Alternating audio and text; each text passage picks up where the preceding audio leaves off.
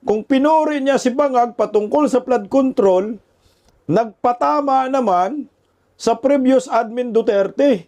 May alam daw si Pacman noong siya po'y senador tungkol sa mga flood control na mga ghost projects. Anak ng kagwang talaga naman Pacman eh.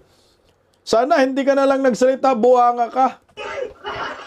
Tanginumin, no? Taga Mindanao, idol ng maraming mga taga Mindanao itong hinayupak na to pagdating sa boxing, pero pagdating sa politika, sinusuka namin yan eh.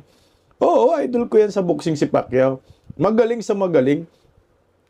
Pero pagdating sa politika, hunghang, walang kwenta eh. Kaya dapat mag-entertainment ka na lang, Pacquiao. Magandang tanghali po sa ating lahat. Pa-like mo muna, pa-share, pa-subscribe. At pakipindot po ang inyong notification bell upang lagi po tayong updated sa ating mga video. Suportahan po natin ang Bisdak Historiador. Pangalawang YouTube channel ko po. Minsan nagla-live po ako dyan.